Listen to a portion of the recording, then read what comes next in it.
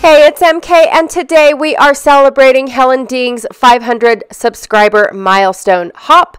And also, I am using my Kit Conspiracy kit for this week, which is Wherever from 49 and Market. So I'm just sharing with you guys the supplies that I had previously picked out, and some of them changed, like that map paper does not end up on my layout at all. I wasn't sure if, well, for one, I was going to make tags out of that paper, but I had a leftover from yesterday's layout that I think will make better tags. So I think I'm going to do that. So for Helen Ding's hop, we have a grab 5, and I don't normally do grab 5s because 5 products seems like a lot. So right now I'm just checking to make sure that I have all the supplies. So it was a white background paper, 2 or more photos, doodling, stitching, and of course the tags. So I will be using the pattern paper to make tags. Plus I have one from the laser cut pieces. But I wanted to really do more than just the one. I could have copped out and just did the one and called it a tag, but really I wanted to stretch my ability because I don't normally work with tags. Tags are not my friend, and I just really feel like all we ever do is tuck them behind things and don't use the full necessity of a tag, right? That's just me though. I've seen other people use tags in an amazing way, but I struggle with tags and triangles for sure. So I'm just sharing with you guys really quickly all the elements that I had previously picked out at the beginning of the week when I made my page kit. So I have some rub-ons, some laser cut pieces, chipboard pieces, and the epoxy dots. And then I'm going to go and trim down my photos really quickly. And then I'm trying to leave white borders so I don't have to take the extra time to make photo mats or the extra paper. I also realized from the last couple of double-sided layouts that I was zoomed in just a little bit too much and cutting off the edges. How annoying that must have been. I apologize. And I did leave in the placement of the photos because I really wasn't sure exactly I wasn't really sure what I was thinking when I put this layout together. So this was my first design. I've got 2 panoramics that I printed on a 4x6, and just trying to see if I wanted to put them off on the side, in the center.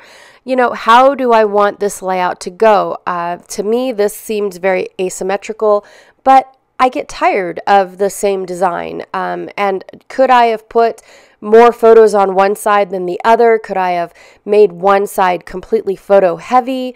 Yes, I could have. Do I leave that little square in the center for an embellishment cluster right in the middle of my photos, which I hardly ever do?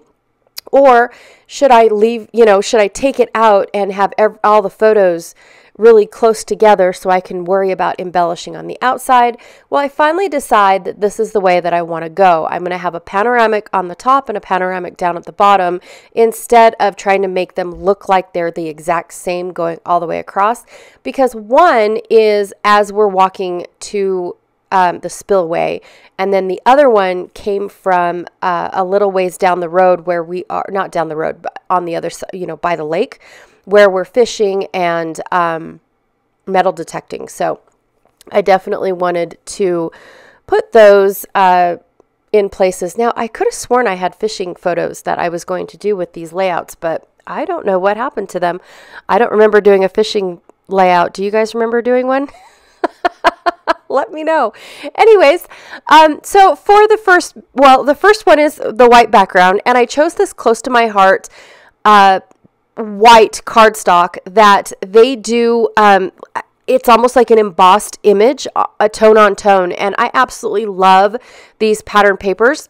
However, I don't feel like I do them any justice because by the time that I'm done decorating and putting all the good stuff on, you don't even see the fact that it's a beautifully embossed paper. So hopefully for this particular one, I do it some justice. But I am stitching around my photos. Now, when I first thought of this layout. I was actually going to do like a grid design and have the stitching be a grid on my layout, and then try to fill in the squares with my photos and embellishments and things like that, the tags, all that stuff. Well, my photos are way too big. If I was going to think about stuff like that, then normally what I do is I reprint with 2 photos on a page, and then that way they're small enough. I didn't want to do that with this one because the detail is really in the photos, and for me to see it, I need to print it true size, which for some reason, what are they called? iPhone photos actually cut out at like a 3x5 rather than a true 4x6. So 4x6 is me actually blowing up my photo. So I printed it true to form, so that way it was a little smaller than the 4x6, and I got some room to work with my pages and whatnot. This paper here, I definitely wanted to work with the greenery and bring a lot more in with the green, and getting those to work. And I tried to use my edge ruler. It worked perfectly on the other side to make the design go exactly where I wanted it. But for the other side, I couldn't get it to work, so I had to freehand it. And I can definitely tell that I like to use the edge ruler a lot better than the freehanding. I don't know what my deal is. I end up covering up most of it anyways, but I do end up liking using the ruler more than I do just ripping it by hand. I think it just seems a more controlled cut if you, or rip, controlled rip. Never mind. So I'm going to cut this packaging into 4 pieces, and I'm going to turn those into my tags, and then I'm going to doodle on the outside because I felt like I doodled with my stitching. So I wanted to mimic that doodling or that stitching around my tags. And back in the day, if you guys are curious why I feel like I'm leaning forward a lot more, but back in the day, I used to be a stand-up scrapbooker. I feel like I still am a stand-up scrapbooker, but when I take my sewing machine away and go back to my layout, I don't ever go back to sitting down. And so now I feel like I'm on top of my whole project, and it changed the lighting of my project. And I only mention that in case it's distracting to you guys, because it is a different angle for me to be working from, I should say. Whether my desk surface didn't change or anything like that, but I did, right? I stood up and now I'm over my project. And I'm going to go ahead and do the doodling around. Now, I only do 1 tag on camera because I felt like it was taking forever, but I mimicked what I did in the stitching. I also realized that I'm covering up most of my stitching. Normally, I don't do that. I don't spend the time doing things that are just going to get covered up. But I didn't know where this project was going to go. Like, I knew certain parts of it. I knew I wanted to bring in this greenery on both sides because, you know, the lake clearly has greenery. I'm being totally sarcastic, you guys. This lake didn't have hardly any greenery at all. And part of that is due to the acidic algae that grows in this lake. I barely read on it. I'm not really sure exactly what makes it acidic. But there's warnings all over the place that say you cannot swim here, you can fish here, don't eat the fish. It's basically a catch and release due to the potency of the algae. And they don't know if the fish eat the algae. They're not going to come in and, you know, dissect the fish every year to make sure that it's safe for eating and all that stuff. But, you know, population control, they still need people to go in and fish. And most people actually teach their kids to fish here, especially when it comes to like taking the hook out and releasing the fish. So they teach them here because it is a catch and release lake, but it's also a good spot because of the fact that, you know, the fish are abundant and they are going to catch your bait. So it's a instant gratification of fishing per se. So it's a great lake if you're in, you know, a fisherman in training type of deal.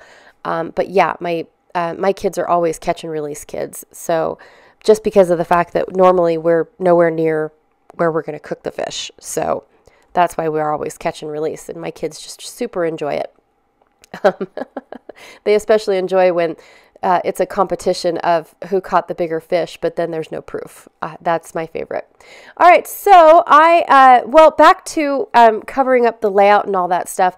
I knew I wanted to use the greenery on this brown paper, but now it's all covered up. Like it's pointless what I'm doing here. But I like the fact that my rips and tears are like the banks of the lake, right? And so they kind of mimic that going on. It definitely takes away from the layout being so stark and white, even though it did look beautiful the way that it was. I probably could have taken away all of this paper and just did the white background with all of these embellishments and not brought in any paper except for what I'm using for the tags. But I decided not to do that. I did want to bring in a little bit of this color. I do really like how it does mimic the coastline in the photos. It's not really a coastline, but you know, the water line within the photos. And then I am adding in my my rub-ons, and the rub-ons stuck beautifully to this paper. I was almost worried about the fact that it would only stick to the embossed portion and not stick to the rest. But I did rub on it, you know, scrub it really well with my tool, with my applicator tool, to make sure that it was going to stick there. So these are just pictures of the lake and the dam itself. And then when we first got there, I took a picture of our shadow. I am putting a cluster in the center of especially the left side because I realized that I had a finger in the way in my photo. So I was like, yeah, that's perfect. There's a lot of dead space in all the photos. So I can create an awesome cluster. And then I decided to do the same thing over on the other side, just make it a little bit smaller because I didn't have a lot of dead space and I didn't want to take away from the photos. But the photos are of the dam that they created. So that way the Carson... Is it the Carson River or the Carson? Yeah, it's the Carson River. Every year flooded this area. And so they controlled it by creating this dam and a timed spillway. And so the tower that looks like a big old black spot in one of my pictures on the right, the tower actually controls the flow. And what it is it has a float in it. And the float gets down so much, it opens the spillway to bring the Carson City River into this lake. And then once it gets up high enough and the float goes back up, it shuts the spillway. And so my dad said several years ago, it used to be manned and it used to be all manual and everything. But then they switched it over to this float system, and now it does its own thing. They go out for inspection to make sure that everything's still working the way it's supposed to, but it doesn't need to be manned, except for, the signs need to be made sure that they're healthy too, because they don't want anybody swimming in the algae. They just definitely don't. All right. And then for my tags as well, I brought in some twine. My favoriteest twine in the whole wide world, and this awesome lacy ribbon that Stampin' Up! Has that comes in a roll that's super thin, and then if you stretch it out, you get that design that looks like a net. I love this. I think I have it in 3 different colors. I absolutely love this ribbon. So anyways, that is my layout for a Grab 5. I used doodling, I used stitching, I used a white background, I used more than 2 photos, and I used tags. And I was super excited because when I first heard of a Grab 5, I was like, oh my gosh, that's a lot of product. Even though I don't realize that I probably grab 5 products every time I scrapbook. But when you put it down and you list the things and you call it a Grab 5, it's actually kind of scary. But I do like this. I like the peeking of the stitching, even though I ended up covering most of it up. I do like where a lot of it is peeking out and everything. All right, Helen, thank you so much for inviting me to help you celebrate this amazing milestone. It is awesome, you guys. And Helen did create a playlist. If you guys are interested in everybody else, go check out everybody else that is helping Helen celebrate such a great Milestone. Also, too, I have a playlist for Kit Conspiracy if you guys want to go check out how people are using their wherever collection and get ideas of how you can use your collection or the products that you picked up with that collection. All right. I think I covered everything. Thank you so much for hanging out with me today. I really, truly appreciate it. And I will check y'all later. Bye.